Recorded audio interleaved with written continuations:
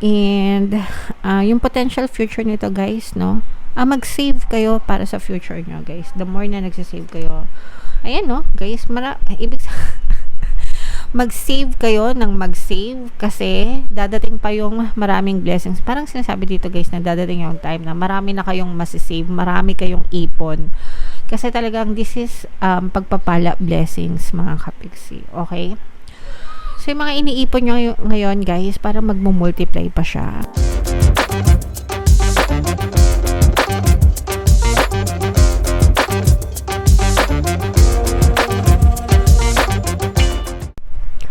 Hello guys, hello Virgo, welcome back to Pinoy Pixie Tarot. Ang pamagat ng episode natin for tonight is story mo ba to? Ito ay isang timeless reading para sa Virgo, Sun, Moon, Rising, Sign, and Venus.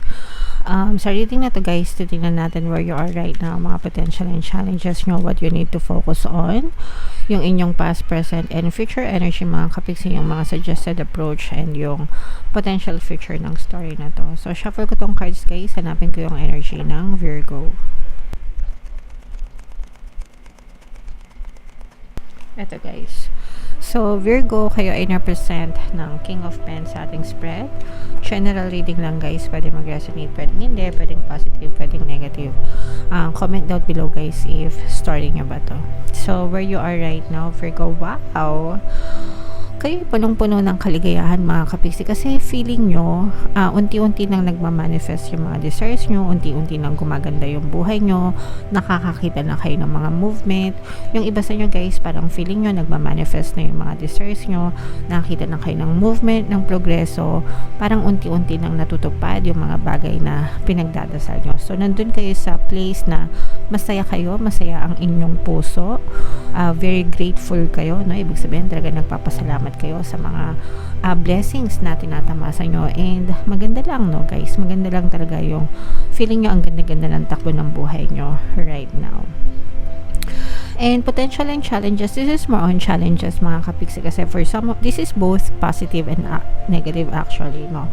Kasi for some of you guys, marami kayong responsibilities, no? Masyado kayong maraming, yung iba sa inyo, pwedeng maraming umaasa sa inyo, marami kayong obligasyon, marami kayong responsibilidad, ganyan. Pero kahit na may mga challenges kayo or marami kayong pasan sa balikat, nandun yung kasiyahan sa ginagawa nyo. Sometimes kasi pag gusto natin yung ginagawa natin guys, kahit mahirap, hindi natin napapansin na mahirap, okay? Mas nangingibabaw pa rin yung kasiyahan na binabalik nun sa atin. That's why it's important na you love your job, okay? Kasi if you love your job, hindi lilipas yung isang araw na hindi mo namamalayan, okay? Kasi masaya ka sa ginagawa mo, so hindi mo nararamdaman yung burdens, and kahit na para sa pamilya mo sila, hindi mo nararamdaman na pabigat sila kasi masaya ka sa ginagawa mo, and mahal mo yung mga tao na umaasa sa iyo, okay? So yun yung maganda doon guys, alright? And what you need to focus on guys is yung slow motion, slow move, dahan-dahan pero consistent, no? Pag kayo ay naglalakad mga kapiksi, di ba mabagal yung paglalakad. Pero kahit na malayo yung mararating nyo, pero kung consistent naman kayo, mararating nyo pa rin yung mararating nyo. For example, yung mga nag-aalay lakad, di ba pagka Semana Santa, yung mga nag-aalay lakad papunta sa Antipolo, depende kung gaano kalayo, kung saan sila manggagaling, di ba? Kahit wala silang sasakyan, kahit kaya nga alay lakad, di ba? Kasi maglalakad ka. Pero kahit gaano kalayo, kahit gaano katagal, mararating at mararating nila yung Antipolo. Di ba? So, sa buhay ganun din guys. You have to be consistent. Huwag kayong mag-give up kahit malayo yung lalakarin nyo or yung lakbayan nyo or journey nyo sa buhay. Basta consistent kayo, malayo pa rin yung mararating nyo. Okay? In your recent past guys, talagang naghirap kayo, okay? As in, literal, na talagang yung iba sa inyo pwedeng laki sa hirap, o kaya naman expose kayo sa kahirapan, ganyan. Talagang yung iba, pwede natin sabihin na isang kahig, isang tuka, ganyan. And yung mga kahirapan na yun guys, yun din yung parang naging ano nyo lesson sa inyo, eye-opener na parang, pagdating ng araw, hindi ko na to mararanasan. Pagdating ng araw, hindi na ako papayag na maghirap ako. Ito na yung last, parang ganyan, okay? And your greatest strength, mga kapiksi, ayun nga, yung lessons nyo nung kabataan nyo. Parang naging, ano yan lalo na yung mga laki sa hirap, kaway-kaway sa mga nakaka-resonate, no? Ako laki ako sa hirap, guys. Kapag tayo laki sa hirap, alam natin yung mawalan. Alam natin yung buhay ng wala, di ba? Yung naiinggit ka sa mga kapitbahay mo, sa mga kalaro mo, bakit sila ganun, bakit kami ng kapatid ko, di ba? Walang ganto, bakit kami ganito lang.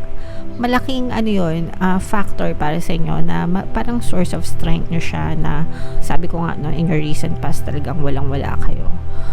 And naging source of strength nyo siya in such a way na tumimo sa isipan nyo na lahat ng hindi ko na-experience nung kabataan ko, hindi na ako papayag na ma-experience ko yun. And hindi ko na papayagan yung pamilya ko, yung mga anak ko, ganyan, na ma-experience yun. Kaya talaga tayo nagsisikap di ba? So, comment down below sa mga naka-resonate. Pero, yun yung greatest strength nyo, guys. Yan, no? In the near future, guys, talagang super relax, super mag-chill na lang kayo. Para na lang kayo nakaupo sa trono nyo, no? You will watch your wealth grow in abundance, guys. Pero, ito yung nyo effort nyo no? Resulta yan ng mga effort nyo, ng mga pagsisikap nyo sa buhay nyo, mga kapiksi. Okay? Resulta yan ng mga paghihirap nyo. So, deserve nyo yan. Deserve nyong umupo sa trono na parang prinsesa, prinsipe, reyna, hari, kasi pinaghirapan nyo yan. Okay? Alright. And yung mga suggested approach, ito guys, no, lalo pa kayong magsikap, lalo pa kayong kumbaga, lalo nyo pang palakasin yung inyong mga kalooban. Be courageous, be bold, di ba? Huwag kayong basta-basta susuko, huwag kayong basta-basta mag-give up, mga kapiksi. And malayong malayo pa yung mararating nyo, guys, as in, okay? Look for mentors, no? Parang sinasabi din dito, guys, na maghanap kayo ng mga mentors. Pag sinabi mga mentors, mga teachers, mga guro, no? Mga coaches, no? Na pwedeng magbigay sa iyo ng advice, direction, recommendation kung paano mo pa lalong mapapabuti yung buhay mo, kapiksi. Okay? And what you need to know, guys, may mga bagong opportunity pa, especially pagdating sa money, okay? May mga bagong opportunity pa sa pera, sa kabuhayan. And ito, guys, no, lumalabas yung rainbow, di ba? Yung rainbow, lumalabas yan. Nagsasign yan na tapos na yung mga problema, and puro kayamanan na lang yung susunod na dadating sa inyo. Kasi at the end of the rainbow, there's a pot of gold, okay? So, dadating yung time na talagang matatapos yung mga problema nyo and puro kasaganaan yung ma-experience nyo, mga kapiksi. So, i-mind nyo yan, guys, sa comment section, no? Talagang ang ganda ng reading nyo, guys. Mind, kasaganaan, pagpapala, new opportunities, na mga bagong oportunidad. Yung salita ko, minsan nasa-shortcut Parang jejemon lang. Hopes and fears, this is more on hopes, guys, no? Timbangin yung mabuti yung mga sitwasyon always, no? Kung may mga kailangan kayong ipag-decide sa buhay nyo, kung may mga kailangan kayong gawin, guys, no? Always timbangin, maging cautious, wag magpadalos-dalos, take your time sa pagdidesisyon nyo sa buhay, mga kapiksi. And pagdating sa pagdidesisyon, guys, always tell yourself na everything is working out in my favor, para talagang kahit ano pang maging decision nyo, palaging pabor yung magiging resulta sa inyo, guys. Okay? And yung potential future nito, guys, no? Mag-save kayo para sa future nyo, guys. The more na nagsisave kayo, ayan, no, guys, mag-save kayo ng mag-save, kasi dadating pa yung maraming blessings. Parang sinasabi dito, guys, na dadating yung time na marami na kayong masisave, marami kayong ipon, kasi talagang this is pagpapala blessings, mga kapiksi. Okay? So, yung mga iniipon nyo ngayon, guys, para magmumultiply pa siya sa potential future. Magmumultiply siya as in grabe. Mind nyo to, guys, kasi parang nararamdaman ko yung pag-multiply ng inyong kayamanan. Pag sinabing multiply guys, nag-expand, dumadami, no? Dumadami. Hindi lang addition eh. Pag addition kasi dagdag, pag multiply talagang multiply, 'di ba? Mas madami. So i-mind mo yun guys, no? Mind multiplication table. Mind multiply ng blessings, multiply ng pagpapala, no? Multiply ng pera, kasaganaan. I-mind mo yan guys lahat sa comment section. Okay? So, tingnan natin yung additional na mensahe sa inyo mga kapiksi. Shuffle ko to guys. Habang sinashuffle ko to, panoorin nyo muna yung video natin regarding sa ating paano mag-manifest ng abundance video course. Kapiksi, sawa ka na ba sa mga struggles at hirap sa buhay mo? Masipag ka ba at masikap sa buhay ngunit hindi ka pa rin umaasenso? Ilang beses ka na bang nag-attempt mag-negosyo at mag-invest pero palagi ka pa rin nalulugi? Sa pagkakataon na ito ay maaaring may subconscious beliefs ka na nagiging balakid sa iyong pag-unlad at pagyaman.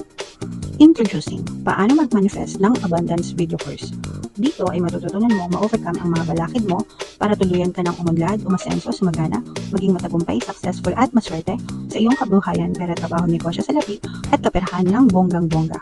Dali, mag-send na ng email sa pinoypixitaro@gmail.com at simulan na ang iyong pagyaman ngayon. Alright, so sa lahat ng gusto mag-avail ng course guys, yung promo natin for July, 500 pesos discount until July 31 guys. So avail nyo na, sobrang ganda niyan. And meron tayong bagong course guys, paano mawala ang third party at magkaroon ng harmonious na relationship. So para mawala yung mga kabit-kabit ng mga jowa nyo guys, super ganda ng course. 30% discount pa rin tayo until July 31. Opening sale, avail nyo na habang mura pa guys, super ganda. So ito yung additional message sa inyo guys, self-respect, okay? Self-respect, self-reliance. Syempre guys, kailangan maniwala kayo sa sarili nyo, respeto nyo yung sarili nyo.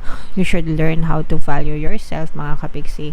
Walang ibang tao na pwede magbigay nito sa inyo kundi ikaw, okay? And ikaw din yung unang-unang tao na magbibigay dapat nito sa sarili mo. If you want others to love you and respect you, dapat mahal mo rin yung sarili mo and binibigay mo din yung sarili binibigay mo din sa sarili mo yung respeto na para sa iyo. Okay? So, believe in yourself, respect yourself, love yourself, mga kapiksi. Alright? So, comment down below Virgo if feeling nyo story nyo ba to. And guys, ito yung mga pampaswerte subliminals natin. Pakinggan nyo, super effective, super ganda. And ito naman yung ating success stories ng paano mag-manifest ng abundance video course. Click here to subscribe guys and click here to join our membership program. Thank you for liking, sharing, and subscribing. And see you again next time. I love you all guys. Have a nice day. Bye-bye.